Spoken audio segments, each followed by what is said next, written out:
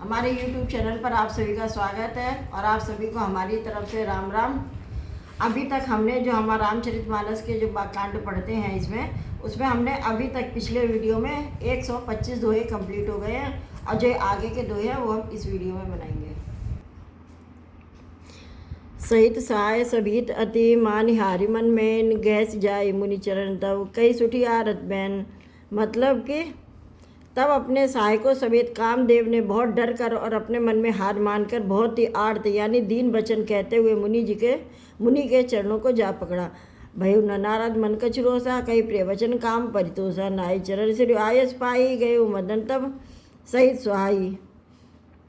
अर्थात नारद जी के मन में कुछ भी क्रोध न आया। उन्होंने प्रिय वचन कहकर कामदेव का समाधान किया। तब मुनि के चरणों में सिर नवाकर और उनकी आज्ञा पाकर कामदेव अपने सहायकों सहित लौट गया। मुनि सुशीलता आपनि करनी सुरपति सभा जाई सब बरनी सुनि सबके मन अचरज आवा मुनि प्रशंस हरे सिरनावा।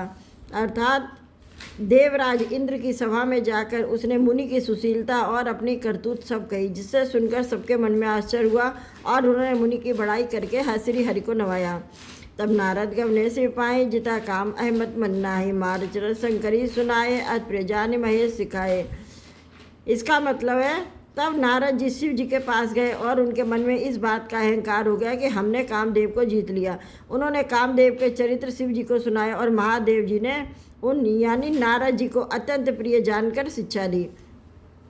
बार बार बिन बहु मुनि तो ही जिमी कथा सुनाए मोही तिम जन हरे सुनावो कबहू चलो प्रसंग दुरावे उतबू।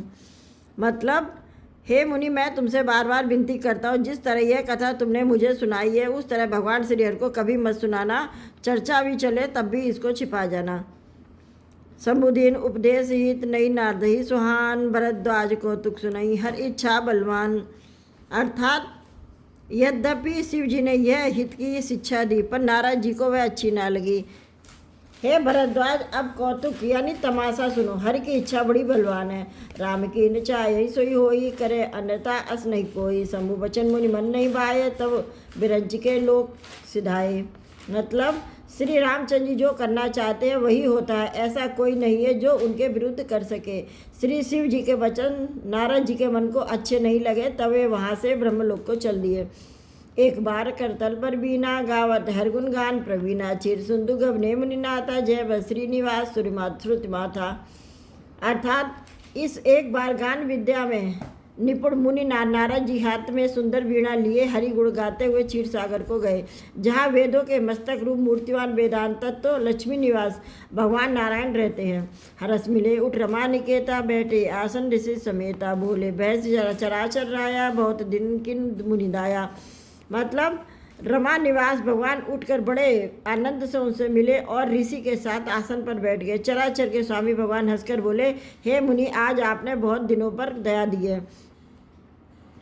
कामचरित नारद सभा से यद्यपि प्रथम भरज शिवरा के अति प्रचंड रघुपत के माया जय न मोह असको जग जाया। मतलब कि यद्यपि श्री शिव जी ने उन्हें पहले से ही भरज रखा था तो भी नारद जी ने कामदेव का सारा चरित्र भगवान को सुनाया। श्री रघुनाथ जी की माया बड़ी ही प्रबल है। जगत में ऐसा कौन जन्मा है जिसे वह मोहित ना कर दे। रुख बदन कर बचन मृदु बोले श्री भगवान तुमरे सुमरन ते मिटई मोह मार मददान मान। मतलब भगवान रूखा मुँह करके कोमल वचन बोले, हे मुनिराज, आपका स्मरण करने से दूसरों के मोह काम मद और अभिमान मिट जाते हैं, फिर आपके लिए तो कहना ही क्या है। सुनि मुनि मोह होई मन ताके ज्ञान विराग हृदय नहीं जाके ब्रह्माचरज व्रत रत मति धीरा तुम्हें की करई मनोभव पीरा। अर्थात हे मुनि सुनिए, मोह तो उसके मन में होता है जिसके हृदय में ज्ञान वैराग्य नहीं है। आप तो ब्रह्मचर्य व्रत में तत्पर और बड़े धीर बुद्धि हैं, भला कहीं आपको भी कामदेव सता सकते हैं। नारद कहु सहित अभिमाना कृपा करी सकल भगवानों करना निर्मन दीक विचारी और अंकुरेव गर्भ तरुवारी। मतलब नारद जी ने अभिमान के साथ कहा, भगवान, यह सब आपकी कृपा है। करुणा निदान भगवान ने मन में विचार कर देखा, इसके मन में गर्भ के भारी वृक्ष का अंकुर पैदा हो गया है। बेगिसों में डाले उखारी पन हमार सेवक हितकारी मुनकर हित मम कौतुक होई अवश्य उपाय करम में सोई। अर्थात मैं उसे तुरंत ही उखाड़ फेंकूंगा, क्योंकि सेवकों का हित करना हमारा प्रण है। मैं अवश्य यह उपाय करूंगा जिससे मुनि का कल्याण और मेरा खेल हो। तब नारद हरिपद सिर नाई चले, हृदय अहमद अधिकाई, श्रीपद निज माया तब प्रेरी, सुनो कठिन करनी तय केरी। अर्थात जब नारद जी भगवान जी के चरणों में सिर नवाकर चले, उनके हृदय अभिमान और भी बढ़ गया। तब लक्ष्मीपति भगवान ने अपनी माया को प्रेरित करा।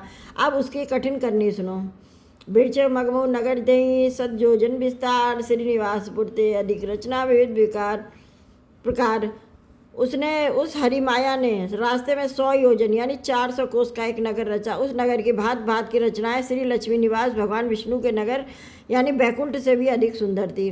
बसई नगर सुंदर नर नारी, जन्म मर्सिज रते तनुधारी, तेही पुर बसई शील निधि राजा, अग्नत हाय गए सेन समाजा।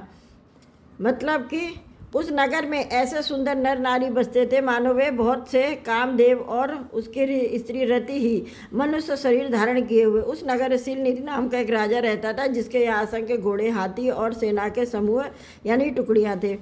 सत्सुरेश विलासा, रूप तेज बल नीत निवासा, विश्वमोहिनी तासु कुमारी, श्री विमोह जिस रूप निहारी। इसका मतलब है उसका वैभव और विलास 100 इंद्रों के समान था। वह रूप तेज बल और नीति का घर था। उसके विश्वमोहिनी नाम की एक ऐसी रूपवती कन्या थी जिसके रूप को देखकर लक्ष्मी जी भी मोहित हो जाए। सोई हर माया सगुन खानी, शोभा तास की जाई बखानी, करी स्वयंवर सोन पाला, आयत अनगिनत महिपाला। वह सब गुणों की खान भगवान की माया ही थी। उसकी शोभा का वर्णन कैसे किया जा सकता था। मुनि कौतिक नगर तही गए हूँ, पूर्व सब पूछत भयऊँ, सुनि सब चरित भूप ग्रह आए, करी पूजा नृप मुनि बिठाए। इसका मतलब है खिलवाड़ी मुनि नारद जी उस नगर में गए और नगर निवासियों से उन्होंने सवाल पूछा। तो समाचार सुनकर वे राजा के महल में आए। राजा ने पूजा करके मुनि को आसन पर बैठाया। आनी दिखाई नारदई भूपत राजकुमार, कहूँ नाथ गुण दोष सब एक हृदय विचार। मतलब फिर राजा ने राजकुमारी को लाकर नारद जी को दिखलाया और पूछा कि हे नाथ, आप अपने हृदय में विचार कर इसके सब गुण दोष कहिए। देख रूप मुनि बिरद विशाली, बड़ी बार लगे रहे निहारी, लक्षण तास बुलोक बुलाने, हृदय हरस नहीं प्रकट बखाने। अर्थात उसके रूप को देखकर मुनि बैराग भूल गए और बड़ी देर तक उसकी ओर देखते रह गए। उसके लक्षण देखकर मुनि अपने आप को भूल गए और हृदय में हर्षित हुए, पर प्रकट रूप में उन लक्षणों को नहीं कहा। जो यही बरई अमर सोई होई, समर भूमिन तेज जीत न कोई, से वही सकल चराचर ताही, बरई शील निधि कन्या जाही। मतलब लक्षणों को सोच कर वे मन में कहने लगे कि जो इसे ब्याहेगा वह अमर हो जाएगा। रणभूमि में जो उसे जीत ना सकेगा वह शील निधि की कन्या जिसको वरी गई, सब चर अचर जीव उसकी सेवा करेंगे। लक्षण सब विचारी उर राखे, कचुक बनाई भूमि सन्भासे, सुता सुलक्षण कहीं न पाही, नार चले सोच मन माही। मतलब सब लक्षणों को विचार कर मुनि ने अपने हृदय में रख लिया और राजा से कुछ अपनी ओर से बनाकर कह दिया। राजा से लड़की के सुलक्षण कहकर नारद जी चल दिए। फिर उनके मन में यह चिंता थी, करो जाई सोई जतन विचारी, जय प्रकार मोई बरे कुमारी, जब तक कछु न होते ही काला, हे विधि मिलो कवन विधिवाला। इसका मतलब है कि मैं जाकर सोच समझकर अब वही उपाय करूं जिससे कन्या मुझे ही वरे। उस समय जब तब से तो कुछ नहीं हो सकता। हे विधाता, मुझे ये कन्या किस तरह मिलेगी।